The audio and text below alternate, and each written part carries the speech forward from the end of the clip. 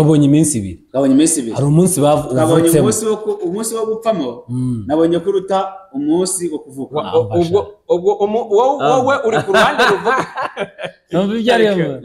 wowe uri ku ruhande ruvuga yuko iyo wapfuye umunsi wapfuye ariwo mwiza ariwo uzaba ari mwiza kuruta cyagiye wavukiyemo oya buretse aho ushingira wowe waza tubwire ibyo wemera hanyuma tubyumve wemera yuko umunsi wo gupfa uruta umunsi wo kuvuka kareka ntabwo uyu munsi ku iyo minsi ibiri buri muntu wese ari ku ruhande arimo arigiza nkana ariko njyewe ndumva nza kuba ku ruhande rumwe na Ngoga kuko hari umunsi bavuzaho impundu hari n'umunsi bavuzaho induru umunsi w'amarira none ngo umunsi w'amarira pasiteri ngo niwe munsi ngo mwiza kereka niba uri urupfu cyangwa uri satani satani ni ukunda amarira yundi akavuga ati agakuriza oya satani anezezwa n'ibyago by'abantu kandi iyo umuntu yapfuye tuba twagize ibyago noneho uranezezwa n'ibyago byacu buri ruhande ruraza kudefanda umunsi wemera noneho tugiye tuguhaye umwanya banza udefande umunsi wawe hari igihe akazi wabonye ariko kayata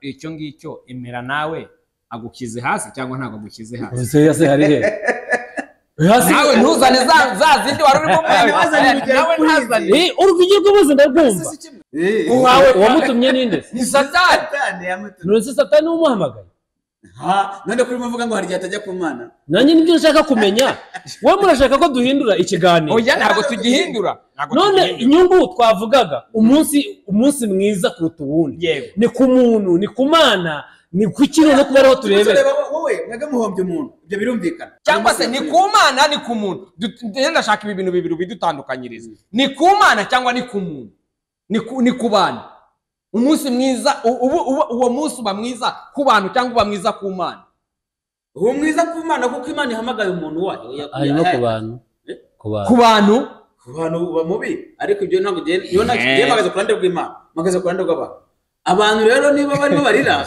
ariko Imana yungutse urumva ikiganiro kitapfuye cyapfukijwe ngewe ubuse mabagariye abantu ngewe muri ruhande rw'Imana rero garuka nyine wemere umugariye abantu garuka wemere rero urumva ibintu twebwe twavugaga ku munsi twavugaga ubwo yatsinzwe garuka ntabwo hagarariye wese wowe umva twebwe twavugaga ku munsi twavugaga ku munsi ngiye mvuga ko umunsi mwiza ari umunsi wo kuvukamo noneho arabideviye ahita avuze ati ngiye mpagarariye Imana noneho ubwo ahagarariye Imana magaze mu ruhande rw'Imana nanjye mpagaze mu ruhande rw'Imana ngaragaza ko umuntu umunsi yavutse hari umunsi umunezero iyo urwaye umuntu mvuga ngo mwanyegereje kariya kanini ubwo aka kanini urashaka kukanywa uhunga iki urahunga iki niba hahirwa abapfa kuki umuntu arwara ati yewe atako kanini mukanyegereza atumereza n'utuzi mu gikombe nkamirisha wowe ako kanini urakamwanga ukaguhungisha ayo mahirwe abantu karakwima amahirwe kuki abantu barimo bitesha ayo mahirwe bo barimo barengera za nyungu nyene zo kugira ngo batarira ariko uyu munsi oya noneho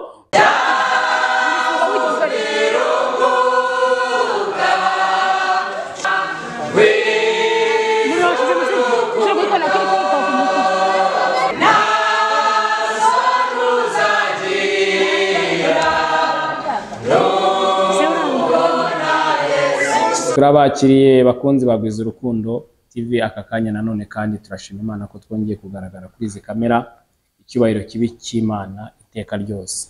Bakiriye abakozi b'Imana musuhuze inshuti zacu abakunzi bacu. Turabaramukije mu izina rya Yesu umwami wacu. Amen.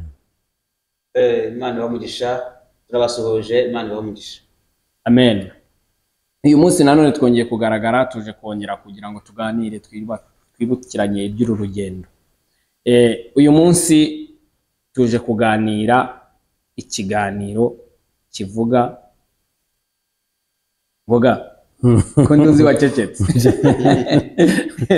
nahinze ngo karakunyereye yo naga kanyereye ni icyanditswe kiri mu mubwiriza yego dushaka kugira ngo dusome hanyuma tugikuremo ikiganiro turi buganireho twibaze ku mvugo y'Imana. Yego. N'iki Imana ibivugaho. Pastor karibu senga. Banza usenga. Turagushimiye Uwiteka Mana nziza, n'Imana ikiranuka muri byose data. Tugushimiye izina ryawe rikomeye cyane mwami, reka kanya tuyogana kandi ikiganiro cyiza kivuga ku ijambo ryawe. Nyemerera imitima mwami Imana yo kwizerwa agiye kwakira ijambo igubwe neza, kandi aho tugiye kurivuga Uwiteka Mana dushyigikire mu izina rya Yesu Kristo. Amen. Amen. Wari ugiye kuvuga? Nangiye kuvuga ngo ikiganiro tugiye kuganira cyanditswe mu mubwiriza igice cya 7 umurongo waho wa mbere. Aho niho tugiye kuganira ijambo rivuga ngo umunsi wo gupfamo uruta umunsi wo kuvuga. Reka turisome hanyuma twinjire mu kiganiro. Karibu. Aravuga ngo kuvugwa neza kuruta amavuta atamye igiciro cyinshi. Kandi umunsi wo gupfamo uruta umunsi wo kuvukamo. Aha rero noneho twakwibaza kuki birivuga ngo umunsi wo gupfa uruta umunsi wo kuvukamo. Yego. Ese koko uyu munsi wo gupfa uruta umunsi wo kuvuka? Uyu munsi icyo kibwiriza kiratubwira iminsi ibiri. Yego. Uyu munsi icyo cyanditswe nicyo tuje kugira ngo tuganire, dusesengure turebe impamvu Bibiliya yabivuze uko nguko. Kuko njyewe nkanjye nshyize ntekereje nakumva yuko Bibiliya umunsi wo gupfa atari we munsi mwiza ku ruhande rwanjye wakabaye uruta umunsi navutseho. Ariko Bibiliya yatweretse yuko umunsi wo gupfa niwo munsi mwiza kuruta umunsi umuntu yaba yaravutseho. Noneho muri iyo minsi ibiri aho abantu baseka n'aho abantu barira, kuko umunsi umwe baraseka bakavuza impundu, undi munsi bakarira. Hano tubonyeho abantu bariraho ari uwo munsi ngo niwo munsi Bibiliya ivuga ko ari wo munsi mwiza. Urabivugaho iki wowe ngoga? Ariko mbere yuko tuvuga ku munsi nta kindi bavuze mu ngiro hasome. Havuze ngo kuvugwa neza. Kuvugwa neza. Amavuta atamye y'igiciro cyinshi. Kuvugwa neza. Iki cyanditswe turagitangira. Turagisesengura cyose. Ntago ari kirekire. Turagisesengura. Gitangira neza ryari. Uzanye ingingo nziza. Kuvugwa neza kuruta amavuta atamye y'igiciro cyinshi. Ni kuki bavuze? Ni kuki Bibiliya ivuze ngo kuvugwa neza biruta amavuta atamye y'igiciro cyinshi? None umuntu avugwa neza ryari? Numva ngo uvugwa neza ko habaye iki? Numva ngo aho numva no kuvugwa neza bitewe ko hari imirimo wagize gute wakoze. Hari ikintu cyiza deja wakoze. Kuko umuntu wavutse aramuvuga neza si iki kandi aribwo gitangira. Ubwo uvuga bari nyina cyangwa se abamubyaye ababyeyi. Ariko kuvugwa neza biruta amavuta atamye y'igiciro cyinshi. Numva ngo hari imirimo uba warakoze abantu bakavuga neza. Aho barimo bavuga kuvugwa neza. Mbere y'Icyongereza yo ivuga izina ryiza. A good name is better than a precious ointment, and the day of the days than the day of the birth. Bo barimo baravuga ngo ibyo bita kuvugwa neza mu Kinyarwanda. Bo babyita izina ryiza. Akandi n'ubundi iyo uvugwa neza uba ufite izina ryiza. Icyo turacyemeranyaho gutya. Noneho barimo baravuga ngo izina ryiza biruta amavuta y'igiciro cyinshi. Yego. Cyangwa se kuvugwa neza biruta amavuta. Yego. Hari ubwoko bw'amavuta tuzi. Kandi hari hahumura, hari hadahumura cyane, ariko hari amavuta ahenze. Hari nka ya mavuta Yesu bamusize ku birenge. Iyo bayavuga nko muri iyi minsi, igitabo nigeze nsoma cyo kivuga yuko ayo mavuta uyahaye agaciro ugereranyije n'ukuntu bayavugaga cya gihe. Yego. Ubu yakaba yagura $2,000 by'amadolari. Rero ni z'amanyarwanda. Amavuta bamusize ukurikije agaciro Yuda yayahaye icyo gihe. Ubishyize muri uyu munsi byaba bigura $2,000 by'amadolari. Amafaranga menshi cyane. Hafi $2,000,000 z'amanyarwanda. Ugura amavuta meza nkayo, amavuta ahenze, urabizi ko abagore kugira ngo babe beza bisiga neza. Yego. Amavuta meza kandi y'igiciro cyinshi. Ariko ngo kugira izina ryiza biruta ayo mavuta yose. Kuvugwa gusa neza. Iyo rero barimo bavuga kuvugwa neza, barimo baravuga hano character. Kuba inyangamugayo. kuba umuntu w'ukuri, kuba umuntu uhagaze ku ijambo ryawe. Ibyo rero byose ubiteranije ngo biruta amavuta, ubwo no kuvuga ngo biruta icyubahiro, kuko ya mavuta ni ay'icyubahiro nyine. Biruta icyubahiro cyose abantu baguha. Tuvuge amavuta turabizi ko bayimikisha abami, bashobora kukwimikisha amavuta y'igiciro cyinshi, ariko kandi ntugire izina ryiza, ukica abantu, ukarwanya abandi, ugasanga noneho izina ryawe ribaye ribi nubwo ufite amavuta y'igiciro cyinshi. Rero baravuze ngo ushobora kugira ibyo byose bikaruta kuba umwami, kuba ufite izina ryiza, kuba ufite icyubahiro, kuba uri umunyakuri, kuba uri inyangamugayo, byaba byiza kuruta kuba umwami. Aha niho nanjye navuze yuko hari imirimo warakoze ukavugwa neza ku bintu wakoze. Yego, aho twagiye, aho twemeranyije. Noneho ahandi rero, aha havuze ngo umunsi wo gupfamo uruta umunsi wo kuvukamo. Aha rero umunsi wo gupfamo uruta umunsi wo kuvukamo uti? Ni nayo shingiro y'ikiganiro. Niyo shingiro y'ikiganiro. Uyu munsi niyo shingiro y'ikiganiro. Wowe uri kuri ruhande se? Jewe ndi ku ruhande rwemera ko uyu munsi uburuta. Uburuta undi. Twabonye iminsi ibiri. Hari umunsi bavutsemo. Umunsi wo gupfamo nabonye ko uruta umunsi wo kuvuka. Wowe uri ku ruhande ruvuga. Wowe uri ku ruhande ruvuga yuko iyo wapfuye, umunsi wapfuye ariwo mwiza, ariwo uzaba ari mwiza kuruta cyagiye wavukiyemo. Oya, buretse aho ushingira. Wowe waza tubwire ibyo wemera, hanyuma tubyumve. Wemera yuko umunsi wo gupfa uruta umunsi wo kuvuka. Kareka ntabwo uyu munsi ku iyo minsi ibiri buri muntu wese ari ku ruhande arimo arigiza nkana, ariko njyewe ndumva nza kuba ku ruhande rumwe na Ngoga, kuko hari umunsi bavuzaho impundu, hari n'umunsi bavuzaho induru, umunsi w'amarira. None ngo umunsi w'amarira pasiteri ngo niwe munsi ngo mwiza, kereka niba uri urupfu cyangwa uri Satani. Satani n'ukunda amarira y'undi akavuga ati agakuriza. Oya, Satani anezezwa n'ibyago by'abantu, kandi iyo umuntu yapfuye tuba twagize ibyago. None uranezezwa n'ibyago byacu. Buri ruhande ruraza kudefanda umunsi wemera. Okay, noneho tugiye tuguhaye umwanya, banza udefande umunsi wawe. Ariko buri muntu ajya atanga ingingo ku ngingo, ataza kufata byinshi. Ni iminota mike. Impamvu igihe nemera yuko umunsi wo gupfa uruta umunsi wo kuvuka. Yego. Icyambere ndabanza ndebe umunsi wo kuvuka abantu bakira umuntu babari bangana. Ingingo ya mbere wowe ushingiyeho. Nuko abantu bakira uwavutse bari bake. Nuko abantu bakira uwavutse ni bake. Ngoga iyo uze ugomeza ubikira muri sare aho umuntu avugiye kwa muganga. Ni muganga wabyaje n'umubyeyi wabyaye. Yego, sibyo?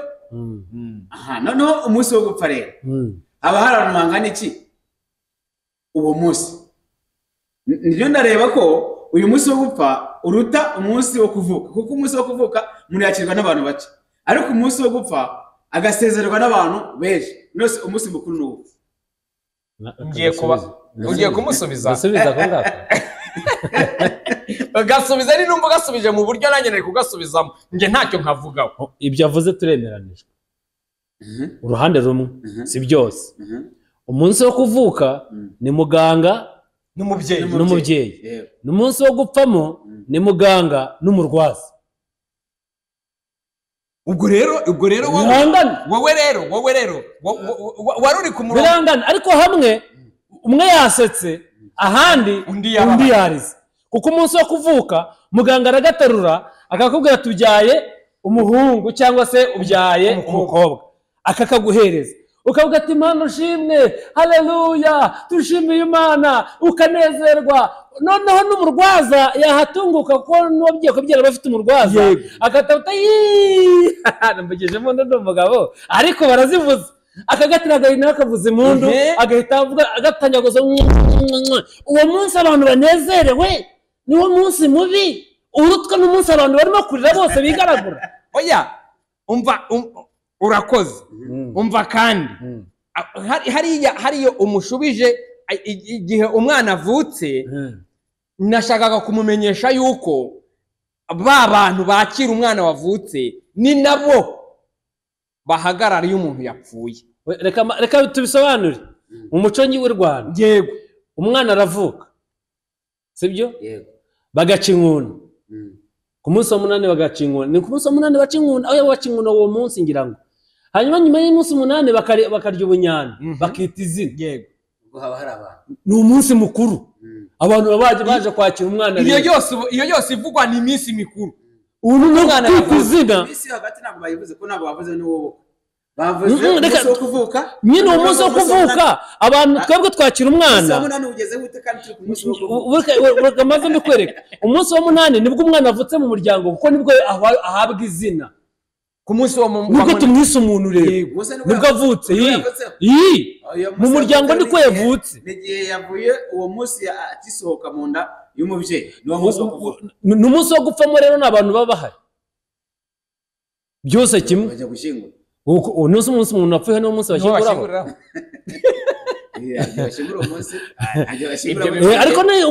ariko umuntu yapfuye mu nshuti zacu z'abasilamu nibo batajya baraza umurambo mu nzu ariko mu bakristu ntacyo icyo ngicyo reka twaye kugitinda aka n'abasilamu baraza mu nzu reka njya ku kintu reka none se nta musilamu urara mu nzu wapfuye nk'iki gihe upfuye nk'iki gihe apfuye nk'isiza ubu turi saa ngapi ndebera isaha ubu ngubu dufite saa 5:37 z'ijoro ubapfuye none so umunsi warangiye bavuga ko nta muntu urara batajya baraza umuntu batajya baraza umunsi utarangira bafite umurambo mu nzu bo nuko ngo babibara ntabwo ari ukutaraza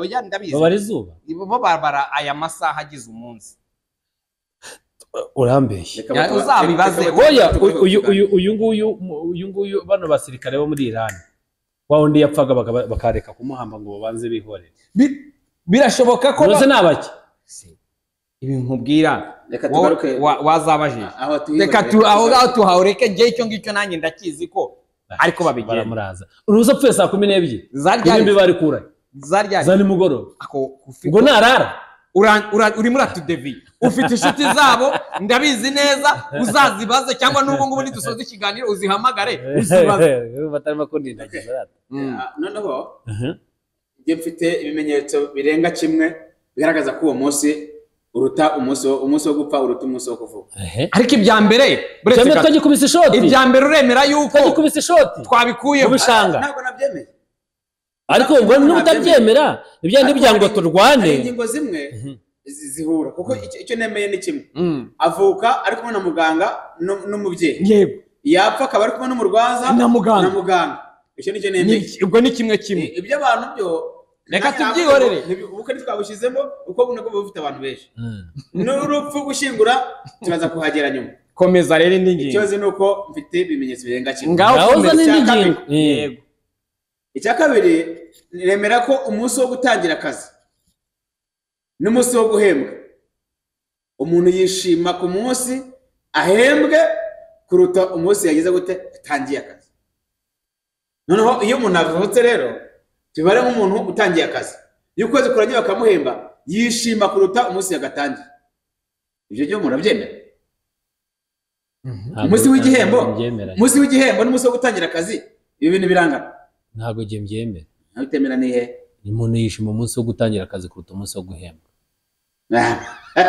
kuko igihe mu kazi uri siri 100% yuko uzanahembwa muri ako kazi n'isengesho ryo gusengera akazi urisubika umunsi wagatangira nta muntu ukora ukwezi kwagira bakamwambura ariko ntabwo aba yarabiteganye muri plan ntabwo muri plan birimo ntabwo biri igihe wahembwa oya ibyishimo biri umunsi umuntu yatangiye urabigira ariko ubigira birushijeho none iyo wahembwa umunsi wo guhembwa nuko wenda ariko ku murongo badusubiza ariko bazasubize muri comment bazadusubize muri comment ari umunsi watangiye akazi ari n'umunsi wahembwe byari umuntu yishimye ahubwo umereza urugero rw'umuhinzi ku muhinzi ho nabyumva kuko umuhinzi Bibiliya iravuga ngo abibarira ariko agasarura ari seka byose ni kimwe none se ari uguhembwa n'umuhinzi watangiye abiba imyaka mu murima rega kubiba usohora ibyo wari burye ukajya kubijugunya mu butaka bitandukanye no kuva mu rugo ugiye kwicara mu kazi mu kazi ubwo ntabwo utanga amatike ujya mu kazi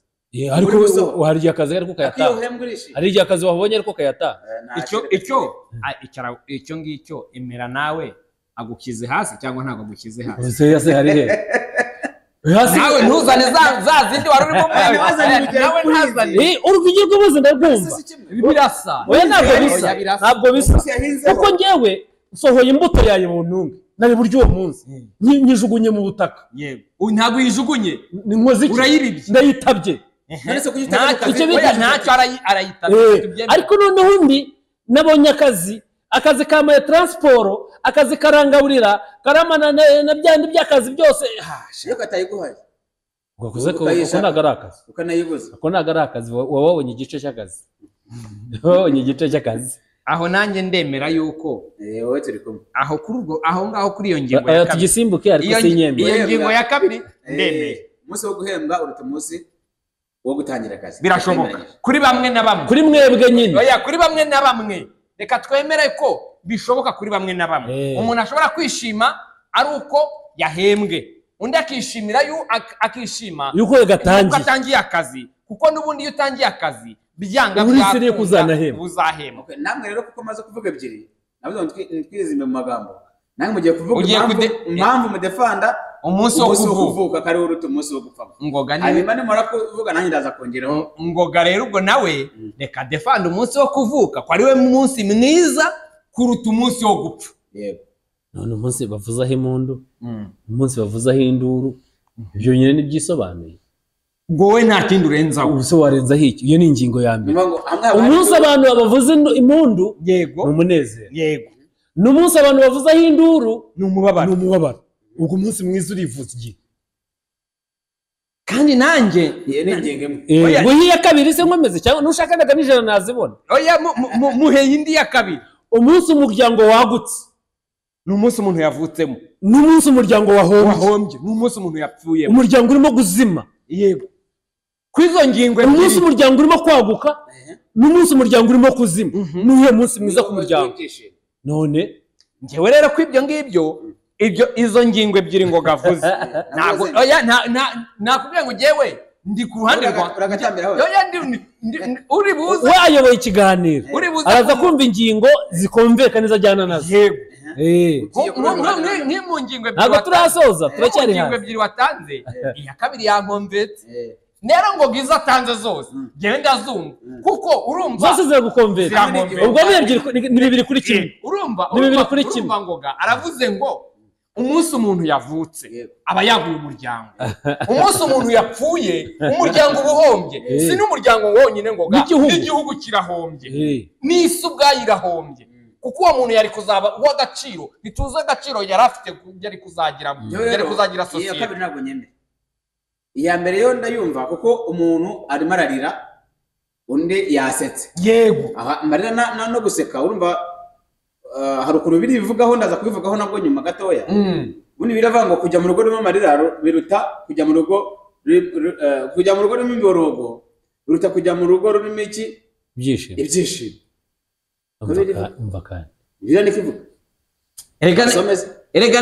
iyo ni bibiliya ndaza kuhagaruka nigera ku musozo hanyuma reka mvuge kuri iyo ngingo ya kabiri iyo ngingo ya kabiri yaravuze ngo umuryango urahombye kandi wenda uwavutse bungutse ariko ahandi umuryango ugize icyuho n'igihugu gihombye umuntu ariko biri tubwira yuko iyo umuntu apfuye aba atashye mu rugo none igihe atashye mu rugo hahombye abantu ariko Imana irungutse kandi biri tubwira ko n'abaje twabuze tuzabasanga aratashye ashobora gufata natashye uwapfuye adatashye uwo nawe agiye guhembwa imirimo yakoze ariko aragiye urase azahembwa icyo nshaka kukubwira ariko aragiye asoje imirimo ye nyine ariko aragiye ariko ashoje imirimo agiye guhembwa ibyo yakoze ariko nyine twebwe duhombye imbaraga ze n'ubu cya gihe umuntu apfuye tukarira uzi ikituriza ni igihombo ntabwo turizwa n'urukundo twamukundaga twese turi ku murongo turizwa n'igihombo ntuzi niba yari papa ahahira urugo akaba arapfuye ntitwishwe n'inzara ubwo iyo nzara tutangira kuturiza tutaranapfa reka ngo ikindi kibazo nanjye hari icyo nshaka kuvugamo gato iyo tuvuye mu rugo tugiye mu mujyi wenda tugiye Kimironko gutega twese tujya mu modoka tukuzura kwasiteri twese intebe zose zuzuye iyo umuntu aviremo kwa Rando ko tutarira nuko tutamuzi iyo umuntu aviremo kwa Rando ko tutarira ngo tubaze ko uyu muntu aviremo nuko tutamuzi. Noneho twagera ku Gishushu undi akavamo, twagera Kimicanga undi akavamo, twagera kwa Nuzara kwa Rubangura undi akavamo, tutaragera muri gare ko abo bose bava mu modoka ko tutari. Yega nuko tutabazi. Iyo twumva amatangazo y'abapfuye kuri radio wari wiyumva ukumva amatangazo n'agahinda kari kinjira mu mutima. Kuki bo mutarira? Nuko tutabazi hari inyungu se badufitiye. Ubwo murizwa n'inyungu rero. None sinabikubwiye se. Ariko wagiye kunguka. Oya, jone wagiye guhomba. Erega izi nyungu zagiye kubona twebwe nta ruhare tuzabona. Erega hari twebwe turareba inyungu zacu. Okay. Ubwo rero kuko ari umuntu yari papa w'urugo. Yego. Yaruhahiraga. Yeka tuvuge ko ari n'umukiranutsi. Yego. Aranatashye ko kagiye guhembwa. Yego. Ariko twebwe tugiye gusafaringa n'inzara.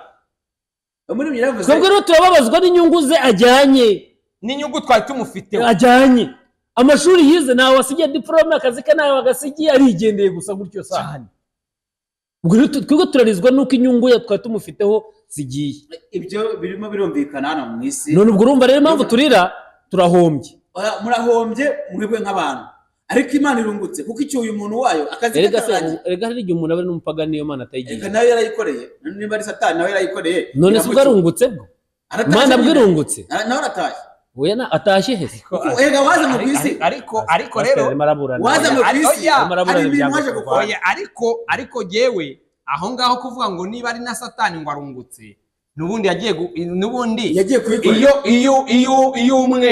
iyo umwe ahisemo kubyuka oya iyo umwe ahisemo kubyukira ku ndege ashaka ikirakunda agahitamo kurara atega abantu uwahisemo kurara aniga abantu ayobewe ko nibamufata bazamufunga. Cyo igihembo ni igihembo cy'uwo ngo wagiye kwa Satani yabihisemo nyine aragiye. Hano no wamutumye aramuhamagaye avuga ngo imirimo yawe irarangiye ngwino. Wamutumye ninde? Ni Satani. None se Satani umuhamagaye? None kuri muvuga ngo hari gihe atajya ku Mana. Nanjye nibyo nshaka kumenya. Wowe murashaka ko duhindura ikiganiro? Oya ntago tugihindura. None inyungu twavugaga umunsi mwiza kuruta uwundi. Ni ku muntu, ni ku Mana, ni ku kintu no kubaraho turebera. Wowe mwaga muhombye umuntu. Ibyo birumvikana. Ariko nawe agiye guhindura. None ninde wita uwo munsi mwiza cyangwa mubi ninde? Ninde wita uwo munsi mubi? Cyangwa umunsi mubi, uwo munsi mwiza cyangwa mubi ubereye ninde ubereye mwiza ninde ubereye mubi. Ngo abo muryango ubabereye mubi. None nge ndimo ndavuga ku ruhande rw'umubiri wo kavuga ku ruhande rw'Imana. Nose ko byavuzwe na Bibiliya. Tumu kiganiro gitandukanye rero. Ntago gitandukanye.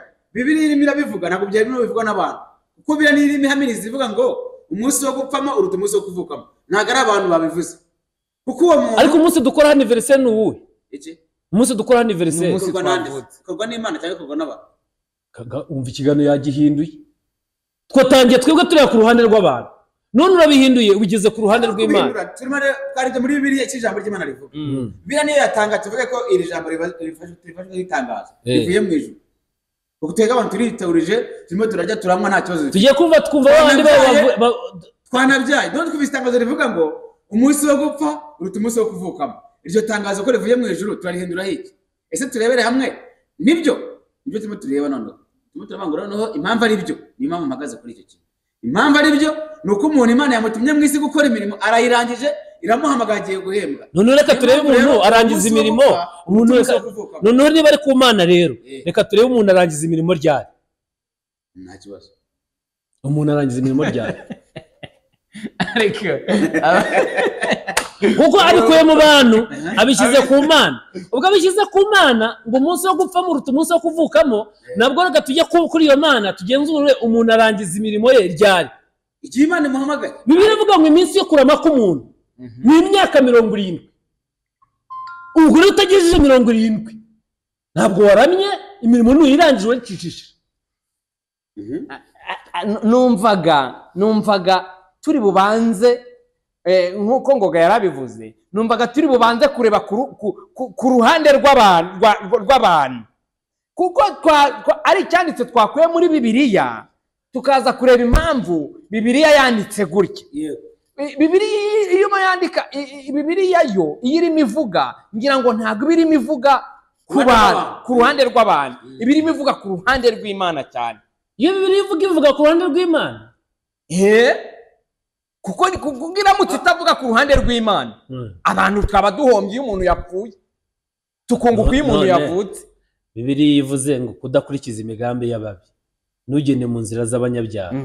Aho irimo iravuga kuri indi Imana niyibwira abantu irabamenyesha nyine ibyo byiza bivuga ngo hahirwa umuntu udakurikiza imigambi y'ababi. Ni irimo guhirwa cyangwa ni umuntu? Ni umuntu uhirwa ariko noneho ni Imana imuha Imana ibyo biri kuba. Pastor buretse gato none tugaruke wowe nawe wadusobanurira impamvu Bibiliya yanditse ibi bintu ikatumenyesha yuko umunsi mwiza ari umunsi umuntu yapfuyeho niba atari ku ruhande rw'Imana. None jewe pastor namara gutsindwa umubwire mbisobanure. Oya pastor nawe afite uruhande ariho afite uruhande ahagaze nanjye ndamusobanurira afite uruhande nawe ahagaze ikizana umurongo wa 13 hehe nyine Ibyahishuwe 14 yego 14 13 havuga ngo iki? Havuga ngo numva ijwi rivugira mu ijuru rimbwira riti andika uti uhereye none hahirwa abapfa bapfira mu mwana wacu. Umwuka nawe aravuga ati ye ngo baruhuke imihati yabo kuko imirimo yabo ijyanye nabo ibaherekeje. Ngo uracyashinga gati yuko birahamya ngo ye hahirwa abapfa bapfira mu mwana. Ngo uracyashinga gati buretse mbere yo kugera aho ngaho uracyashinga gati yuko umunsi mwiza ku muntu cyangwa se ni ku Mana ni ku muntu. Ndashaka ibi bintu bibiri bidutandukanyiriza, ni ku Mana cyangwa ni ku muntu, ni ku bantu. Umunsi mwiza uwo munsi uba mwiza ku bantu cyangwa uba mwiza ku Mana? Uwo mwiza ku Mana kuko Imana ihamagaye umuntu wayo harimo ku bantu ku bantu uba mubi, ariko ibyo ntabwo ngiye magaze ku ruhande rw'Imana, magaze ku ruhande rw'abantu. Abantu rero niba barimo barira ariko Imana yungutse urumva ikiganiro kitapfuye cyapfukijwe jewe ubusema bagariye abantu jewe mu ruhande rw'Imana. Rero garuka nyine wemere umugariye abantu, garuka wemere rero. Urumva ibintu twebwe twavugaga ku munsi twavuga ubwo yatsinzwe garuka ntago hagarariye wese umva twebwe twavugaga ku munsi twavugaga ku munsi ngiye mvuga ko umunsi mwiza ari umunsi wo kuvukamo. None arabideviye ahita avuze ati giye magarariye Imana. None ubwo ahagarariye Imana magaze mu ruhande rw'Imana. Nanjye magaze mu ruhande rw'Imana ngaragaza ko umuntu umunsi yavutse hari umunsi umunezero. Nyina hari wavuze ngo iyo abantu barize noneho iyo abantu bapfuye ni uruhande rw'Imana cyangwa uruhande rw'abantu? Siko warumbaje. None ubwo ni uruhande rwe. Uwo munsi mwiza bavuga umunsi mwiza wo umunsi subira mu cyanditswe gisubiremo. Umunsi wo gupfamo uruta umunsi wo kuvukamo. Ubwo ko bavuga umunsi Imana n'abantu bari hehe ko twarebaga umunsi kandi ari ijambo ry'Imana? Ubwo rero noneho kuko wowe aratashaka kunshira ko ngiye ndimo kuburanira abantu bakavuga ko aburanira Imana, ubwo ngiye nk'abantu rwanya Imana. Imana ari ku bantu ntago ari babyumvise ibyo ashaka. Ni Imana iri birarira cyangwa n'abantu barimo bari itangazo rivuye ku Mana ribwira abantu ngo arimo arazana ibyanditswe ngo ibyanditswe arimo azana ngo ntibiri ku ruhande rw'Imana. None twe ubwo ngiye urashaka ngo nanjye nzane ibyanditswe by'abantu by'abantu se birahari. Mugaruke twemere n'ibitekerezo by'abantu ashaka ko nzana. Ubwo mwatsinzwe ubwo urumva ibintu ushaka kunshyira twe twavugaga ku munsi. Yego nyine niyo twavuze kandi biravanga bapfa hahirwa bapfa. None se bapfa rya uwo munsi bavuyeho hahirwa bapfa bapfira mu mwana. Pastor waretse kumbeye none iyo rwaye numvuga ngo mwanyegereje kariya kanini. Ubwo aka kanini urashaka kukanywa uhunga iki? Urahunga iki? niba hahirwa abapfa kuki umuntu arwara ati yewe atemba wamugani atako kanini mukanyegereza atumereza n'utuzi mu gikombe nkamirisha wowe ako kanini urakamwanga ukaguhungisha ayo mahirwe abantu karakwima amahirwe kuki abantu barimo bitesha ayo mahirwe bo barimo barengera za nyungu nyene zo kugira ngo batarira. Ariko uyu munsi oya noneho n'ukanywa si wa wundi muri si umwe muri ba bandi bari burire n'uri bwitahire unywa kanini si uri burire uri burire nta mahirwe afite kuko icyanditswa ufite amahirwe nugiye ntutashye nk'uko wari urimo utubwira none kuki arimo guhunga ayo mahirwe kuki arimo yibuza ayo mahirwe iyo namubonye uyu nguyu avuga gutya mu gitondo namubonye amira kanini uyu nguyu oya arimo yibuzaga amahirwe nadusobanurire kuki abantu bamira utunini bibuza aya mahirwe kandi dusomeye icyanditswe kivuga ngo hahirwe abapfa bapfira mu mwaka aya mahirwe abantu kuki bayibuza impamvu bayibuza dusoze urupfu kandi urupfu Yesu yarukuye amenyo babaye irembo kugira ngo turunyuremo tugende impamvu bayibuza batenya yararukuye amenyo ntabwo rwashobora kuturya batenya gupfa yararukuye amenyo ntirwashobora kuturya ruraturya pasiteri ariko urupfu urakina narwo rwafashe Yesu iminsi 3 wowe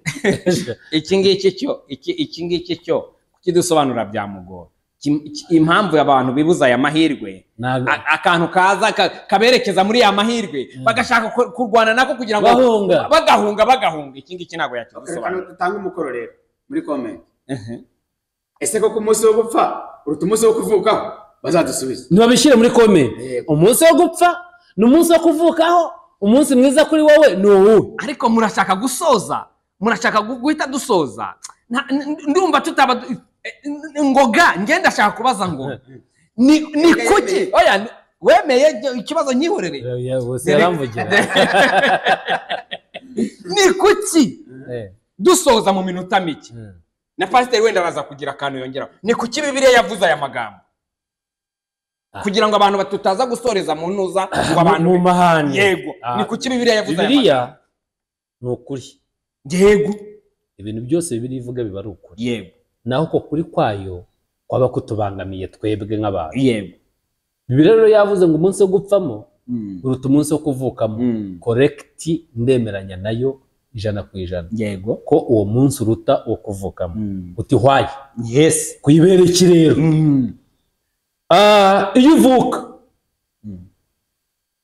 uza mwisi nta kintu na kimwe utegura yego nuhitamo aho uzavukira nuhitamo umubyeyi uzakubyara nuhitamo uruhu uzaba ufite ibara ry'uruhu uzaba ufite nuhitamo ko uzaba uri umugabo cyangwa uri umugore ikikuzanye rero uje wenda by accidental hari n'igihe ushobora hari n'abavuka kumanuka yego umuntu akamubwira ati nyihera numve waba arimo kumva umwana akabararize akabaravutse yes urumva ntabwo yari abiteguye ko umwana azavuka muri icyo kigo ubwo urumva rero yaje atabiteguye umunsi wo gupfamo rero noneho iyo ugiye gupfa wowe aho ujya urahitamo unahategure unahubake n'icyo uzambarayo ugishake nonaha muri buno buzima kuko biravuga ngo nuko mbona imyambaro myiza bambaye imyambaro myiza yera itunganijwe kandi biravuga ko imyambaro myiza y'abakiranutsi bazambara ni imirimo yo gukiranuka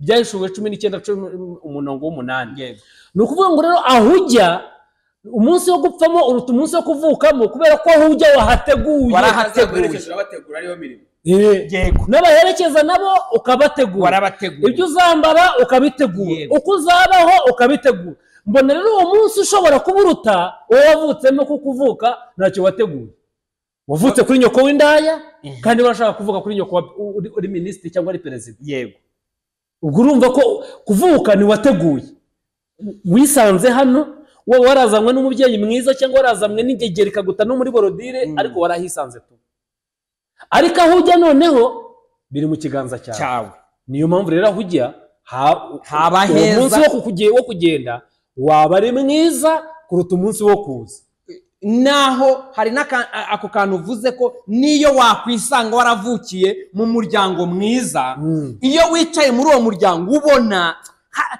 iyo uza kuba uhitamo hari ukundi kuntu uba warabihisemo ukavuga ati nakabaye naravukiye niba naravukiye mu muryango mwiza ariko nakabaye naravukiye mu wisumbuyeho yego niba naravukiye wenda mu muryango w'abakire mu Rwanda nakabaye naravukiye mu muryango w'abakire bo muri Amerika b'abanyamerika ubwo nyine no kuza uko ariko waje ko ariko kose wenda wanyu bakize na nyuma yego umwe arabanje kubabarana yego ibyo byose ni wenda uranavutse usanga bakize ariko ni wabinabihisemo nabyo ni wabihisemo. Ngicyo rero impamvu Bibiri. Icya kabiri, yego, twebwe abantu dukwiye kwitoza kureba ibintu mu buryo Imana irebamo ibintu. Yego. Bibiliya muri Yesaya 57 umurongo wa 21 biravuga ngo ni amahoro y'abanyabyaha, niko Imana ivuga. Yego. Twebwe ariko ntabwo tuvuga ko ni amahoro y'abanyabyaha. Yego. Twebwe turavuga ngo udafite amahoro n'ufite ibibazo. Yego.